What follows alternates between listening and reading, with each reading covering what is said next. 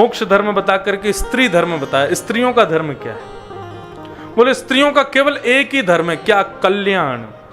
जिसको देखे, जिससे मिले, उसका कल्याण करे। पुत्र का जन्म केवल एक परिवार के कल्याण के लिए होता है, लेकिन पुत्री का जन्म 2 परिवार के कल्याण के लिए। माता पिता के परिवार का कल्याण और दूसरे के घर में जाके उसके परिवार का भी कल्याण। एक ही धर्म एक ही व्रत नेमा, काया वचन मन पति पद प्रेमा। ये स्त्रियों का धर्म बताया। भागवत धर्म बताया, अंतिम धर्म। बोले भागवत धर्म क्या? बोले कायेन वाचा मनसेन्द्रियैर्वा बुद्ध्यात्मनाभा नुषित स्वभावात् करोमि यत् यत् सकलम परस्मै नारायणायेति समर्पये तत्।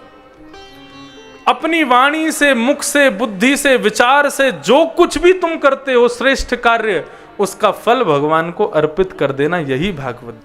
देखो भागवत धर्म वैसे तो अंतिम दिन बताना चाहिए, लेकिन अभी बता देते हैं, क्योंकि वो कथा में भी अंतिम दिन ही आता है भागवत धर्म। भागवत धर्म है क्या? हम जो कोई भी सत्कर्म करते हैं, उस सत्कर्म का फल अपने पास रख लेते हैं। टेकरी हनुमान जी को ढोक भी देंगे तो उसमें भी हम अपना सत्कर्म ही खोजते हैं कि हमको इसका कोई ना कोई पुण्य मिले। पुण्य को कमाने के लिए सत्कर्म किया जाता है। लेकिन बंधुओं एक बात याद रखना, यदि पैसा कमाते जाओगे और कहीं बैंक में उसको इकट्ठा नहीं करोगे तो चोरी होने का डर होता है। ठीक उसी प्रकार जितने भी पुण्य आपने कमाए हैं, गिरिराज परिक्रमा की, तीर्थ यात्रा की, देवों के दर्शन किए, संत भोजन कराए, ब्राह्मण भोजन कराए, कथाएं करवाई, ये करवाए, वो करवाए, सारे पुण्यों का फल कहाँ रखो? भगवान रूपी बैंक को जमा करवाते जाओ। उसका फायदा क्या होगा? बोले कभी भी वहां से चोरी होने का डर नहीं है। और उसका फल क्या होगा? बोले फल ये होगा कि जब भी आपको उपयोगिता लगेगी, जब भी उसका अवसर आएगा उस पुण्य को कमाने का, तो भगवान स्वयं आपका पुण्य आपको दे जाएंगे। एक सत्य घटना सुनाते हैं। काशी में एक ब्राह्मण रहते थे, बनारस में। वो कुछ नहीं करते थे, केवल भागवत जी के श्लोकों का पाठ करते थे। बचपन में संस्कृत विद्यालय आदि गए तो उनकी संस्कृत में बड़ी निष्ठा, और जब उन्होंने भागवत जी को पहली बार पढ़ा तो वो आनंदित हो गए। सच में भागवत की संस्कृत सबसे विलक्षण है। बाकी अन्य ग्रंथों की संस्कृत आप पढ़ सकोगे, लेकिन भागवत की संस्कृत थोड़ी सी कठिन है, विलक्षण है। तो श्रीमद् भागवत को जैसे ही उन्होंने पढ़ा तो इतने आनंदित हो गए, बोले कि अब तो यही जीवन है। पूरे दिन उसी को पढ़ते रहते थे। घर वालों ने 2-4 जगह उनको नौकरी के लिए भेजा, लेकिन वो नौकरी छोड़ छाड़ के आ जाते, केवल भागवत पढ़ने में ही उनकी रुचि थी। पड़ोसियों ने कहा कि भैया इसकी बुद्धि ठिकाने लगानी है तो इसका ब्याह कर दो। ब्याह हो गया। अब ब्याह के बाद में गृहस्थी बढ़ने लगी तो चिंता होने लगी क्या करें, तो एक आध जगह घर जाके काम करते, लेकिन उनसे होता नहीं। एक दिन अपनी पत्नी से बोले तुम ही कहीं कोई काम कर लो घर चलाने के लिए, मैं तो भागवत जी के बिना रह नहीं सकता, मुझे पूरे दिन भागवत का अध्ययन चाहिए। पत्नी ने कहा ठीक है आप भागवत अध्ययन करो, हम घर घर जाके काम करेंगे। पूरे दिन भागवत जी का अध्ययन करते थे। एक दिन उन ब्राह्मण के घर पर दोपहर सब लोग भोजन करके निवृत्त हो गए। उसके बाद कुछ संतों की टोली पहुंची। पहले संत ऐसे ही कहीं भी चले जाते थे और कहीं भी जाकर वैष्णव के यहाँ जाके कहते लाओ प्रसाद पवाओ, तो सब पवाते भी थे। आजकल ऐसा नहीं है। संत पहुंच गए, लाओ प्रसाद पवाओ बिटिया। अब घर में कोई ऐसी सामग्री थी नहीं, और कभी रसोई में जावे, कभी कमरे में जावे, कभी कुछ खोजे, क्या खिलाऊं क्या पवाऊं, कुछ नहीं है घर में। तो संत बहुत देर तो बैठे रहे, फिर बोले कि देवी हम शायद गलत समय पे आ गए, हम फिर कभी आएंगे, कोई बात नहीं, अपना ही घर है। संत वहां से चले गए। बाहर बैठी बैठी वो मन में विचार करती है कि यदि आज मेरे पति कोई नौकरी कर रहे होते, कहीं से धन कमा रहे होते, तो हमारे घर में खूब सामग्री होती और खूब सामग्री होती। रोज मेरे घर संत आते, प्रसाद पाके जाते। मेरी माँ तो हमेशा कहा करती थी बिन बुलाए संत घर आ जाएं तो समझो साक्षात हरि आए हैं। लेकिन ऐसे हरि को भी हम प्रसाद ना पवा सके, भूखा जाना पड़ा हमारे यहां से। कौन है बाधक हमारे परिवार में? बोले भागवत। यदि ये मेरे पति के जीवन में नहीं आती तो आज मेरे पति बढ़िया कोई नौकरी कर रहे होते और हम लोग बढ़िया कमा खा रहे होते। अपने पति के पास गई तो वो बैठ करके भागवत जी की ग्रंथ लेकर के पढ़ रहे थे।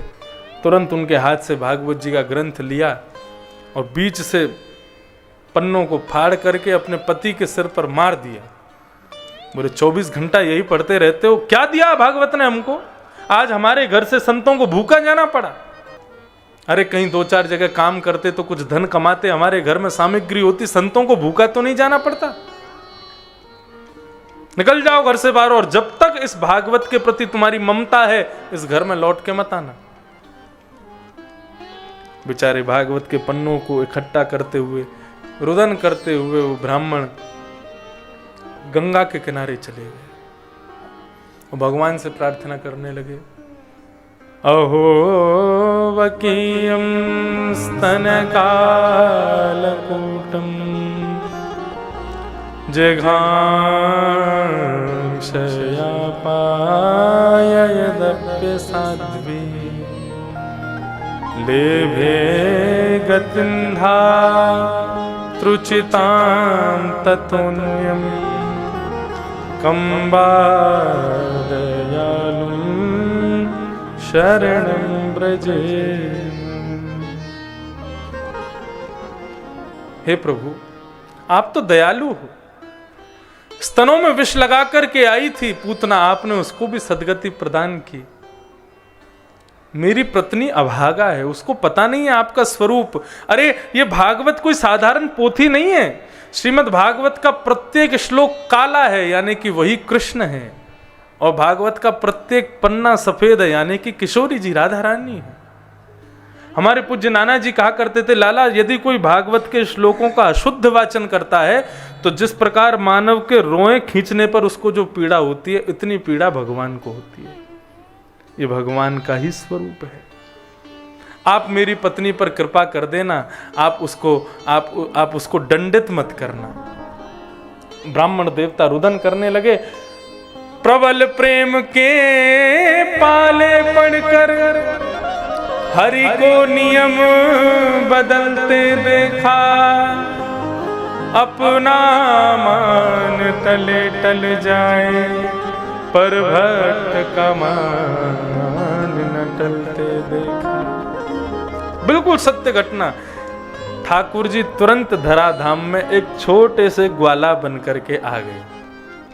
ऊंची धोती पहनी, पैरों में चांदी के कड़ूला पहने, हाथों में स्वर्ण के कड़ूला पहने, सिर पर स्वाफा बांधा, 2 माला गले में लटका ली और बिल्कुल ग्वारिया बन करके, ग्वारिया भेष धारण करके एक डलिया को अपने सिर पर रख करके और सीधे उस ब्राह्मण के घर पहुंच गए। गेट खटखटाने लगे। इतने में ही ब्राह्मणी बाहर आई, बोली कौन हो भाई, कहां से आए हो, क्या काम? भगवान इशारा करने लगे, हम गूंगे हैं, बोल नहीं सकते। गूंगे हो तो फिर कैसे बताओगे? बोले लिखने के लिए दो, हम बताएं कौन। भगवान उसमें बढ़िया लिख करके गए, तुम्हारे पतिदेव हमारे यहाँ नौकरी करते हैं, लेकिन अपनी वेतन, अपनी तनख्वाह कभी हमसे लेते नहीं है। आज हमको पता चला उनको बहुत ज़रूरत है, तो उनके जीवन में जितनी उन्होंने हमारे यहाँ नौकरी की वो सारी तनख्वाह इस डलिया में दे करके जा रहे हैं। और वो पर्चा दे करके भगवान वहाँ से चले गए। जैसे ही उस ब्राह्मणी ने वो डलिया के ऊपर से कपड़ा हटाया तो ना जाने कैसे कैसे अनमोल हीरे जवाहरात, सोना चांदी से लबालब भरी हुई। अब वो सोची बताओ, और देखा तो वो तो चला गया इतने में बालक। बोले मुझसे झूठ बोलते थे मैं कहीं काम नहीं करता। जरूर मैं जब कहीं और काम करने जाती थी पीछे से कहीं कहीं अपने काम करे आते थे। आज बताओ कितना धन कमा लिया मैंने भी बेमतलब में उनको खूब सुना दी, उनकी भागवत जी फाड़ दी। अरे मुझे ऐसा नहीं करना चाहिए था। कोई बात नहीं, बच्चों को भेजा, जाओ बच्चों पिताजी को बोलाओ, घर आके शाम को भोजन कर लेंगे। शाम को महाराज जैसे ही वो घर लौट के आए, घर अलग ही चमक रहा है। तो एक बार तो वो चौंक गए, बोले ये हमारा घर नहीं है, हम शायद दूसरी गली में आ गए। घूम फिर के बोले घर तो यही है, लेकिन ये आज ऐसा चमक कैसे रहा है? बाहर बढ़िया दिए जल रहे हैं, बढ़िया दीपावली जैसा घर चमक रहा है। घर के भीतर पहुंचे तो पत्नी नई साड़ी पहन के, बच्चे नए नए कुर्ता पजामा पहन के बढ़िया घूम रहे हैं, डोल रहे हैं, आनंद कर रहे हैं। देवी क्या हुआ आज, कैसे ऐसे दिन हमारे बदल गए, ऐसे सब प्रकाश में, सब नए नए कपड़े पहन के, क्या हुआ, कैसे हुआ ये सब? तुमने सुबह पूजा की, उसी का फल है क्या ये? ऐसी पूजा का फल ये तो रोज पूजा करवा लिया करेंगे हम अपनी। कितने बन रहे हो हमारे सामने, ऐसे कर रहे हो जैसे तुमको तो कुछ पता ही नहीं। बोले मुझे कुछ नहीं पता, सही बताओ क्या हुआ ये? हाथ पकड़ के ले गई कक्ष में, अलमारी खोल कर दिखाया तो सोने चांदी हीरे जवाहरात भरे पड़े हैं। बोले देवी कहां से लाई इतना? बोले तुम्हारा गूंगा मालिक आया था। बोले गूंगा मालिक? बोले हाँ गूंगा मालिक आया था और पर्चे में लिख करके दे गया, उसके यहाँ नौकरी करते हो, सारा धन दे करके गया है वो। लाओ पर्चा दिखाओ। पर्चा जैसे ही देखा उसमें लिखा था तुम्हारे पति हमारे यहाँ काम करते हैं, कभी अपना वेतन नहीं लेते, आज उनका वेतन देने आए हैं। ये पूरा जैसे ही उन्होंने पढ़ा, ब्राह्मण के हाथ कांपने लगे, एक एक करके अक्षर इकट्ठे होते गए और भगवान की सांवरी सूरत उस पन्ने पर प्रकट हो गई। उसको देख करके आनंदित हो गए ब्राह्मण और अपनी पत्नी को कहा, देवी जगत मजूरी देत है क्यों राखे भगवान। मैंने आज तक श्रीमद् भागवत का पाठ उनकी प्रसन्नता के लिए किया, कभी कुछ नहीं मांगा। जब हम किसी के यहां काम करते हैं तो हमको वेतन मिलता है, जब हम भगवदीय कार्य उनके लिए करेंगे, पुण्य सब उनको प्रदान करेंगे, तो क्या वो हमको नहीं देंगे? आज मेरे जीवन भर की भागवत पाठ का पुण्य ठाकुर जी तुमको दे करके गए। इसीलिए भगवान कौन है? भगवान एक बैंक के जैसे हैं। अपने जीवन में जो भी सत्कार पुण्य करते हैं सब भगवान को अर्पित किया करो। कैसे करोगे?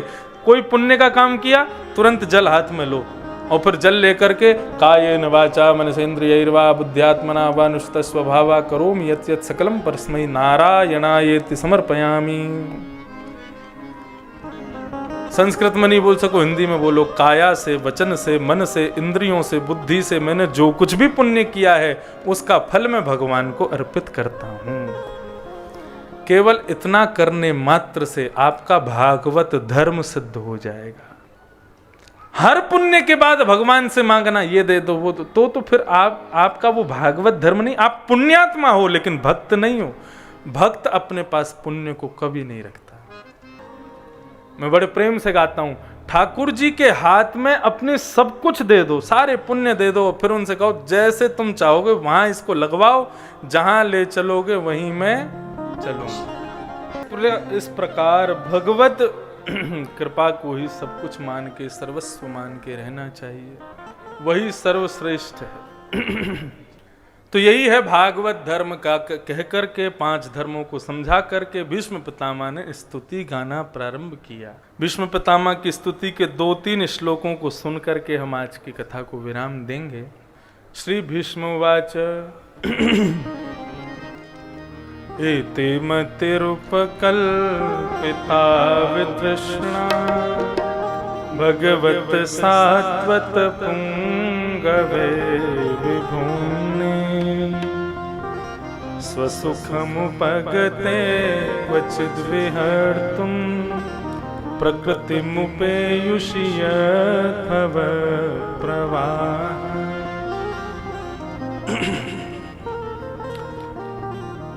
बहुत ध्यान से सुनिए, 10 मिनट और सुनिए। श्री भीष्म पितामह स्तुति गा रहे हैं भगवान की और बहुत श्रेष्ठ बात कह रहे हैं।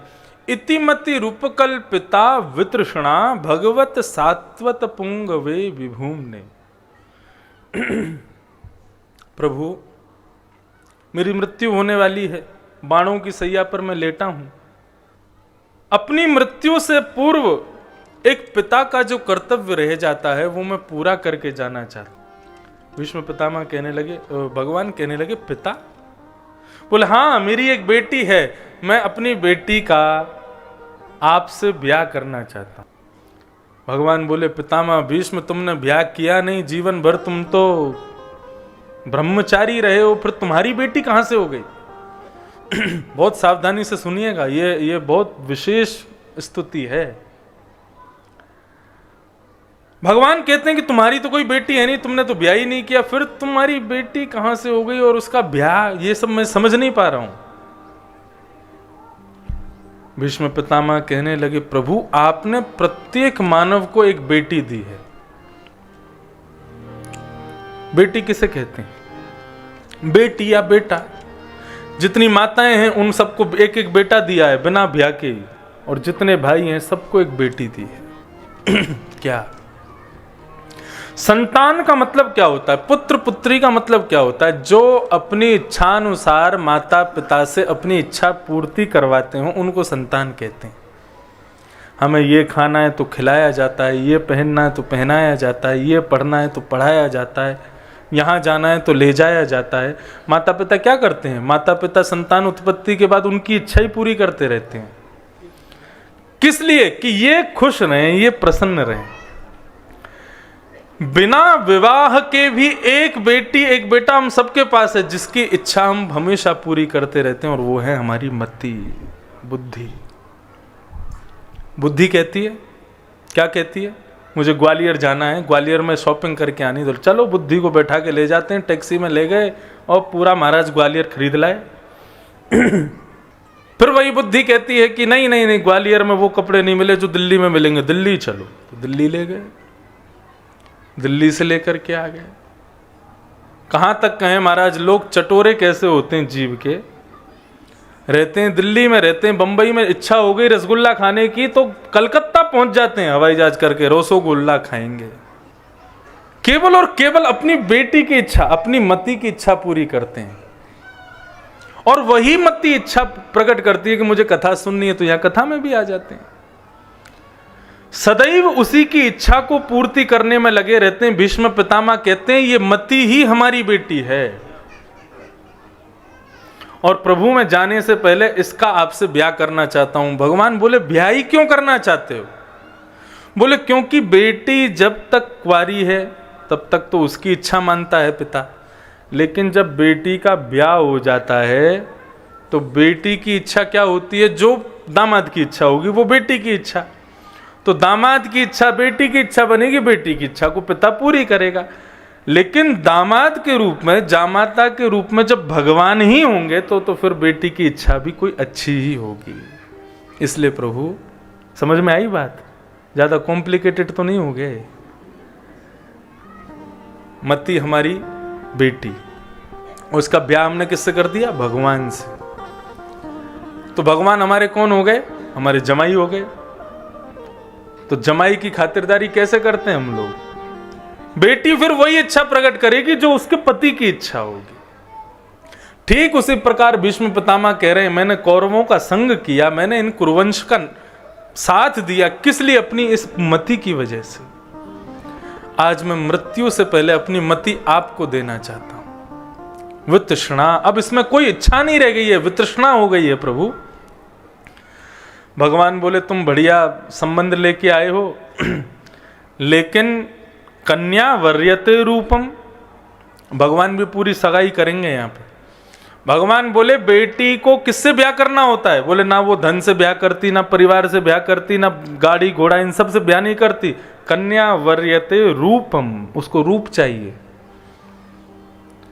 तो तुम अपनी बेटी का जिससे ब्याह कर रहे हो वो सुंदर भी तो होना चाहिए। हम कहाँ सुंदर हैं, काले कलूटे।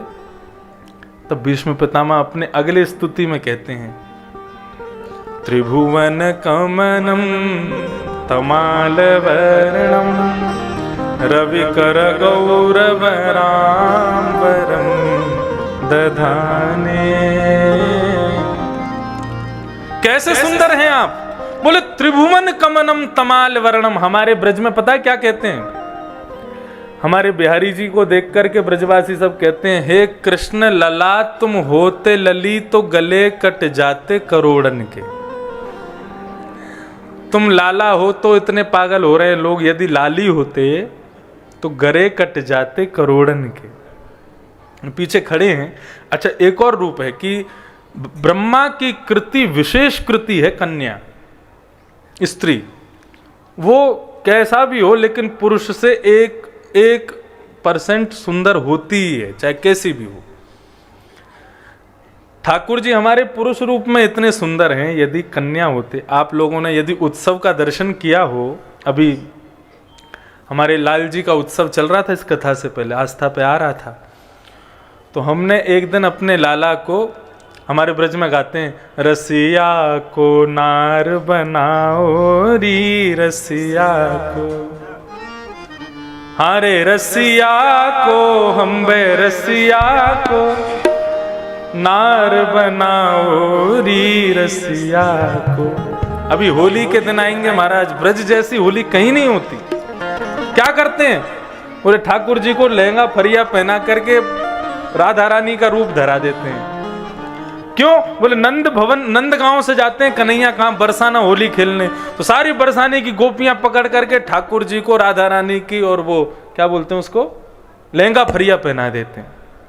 और फिर ठाकुर जी को चुनरी उड़ा के फिर पूरे बरसाने में घुमाते हैं, रसिया को नार बनाओ री रसिया को। तो ऐसे ही हमने अपने लाल जी को एक दिन श्री जी का रूप धारण कराया, उनको बढ़िया लहंगा फरिया पहना करके ऊपर पूरी चुनरी वुनरी धरा के, चंद्रिका धरा के, यहाँ से केश निकाल के, और जैसे ही हमारे लाल जी आए मंच पर, सब देख करके कोई पहचान ही नहीं पाया ये कौन है।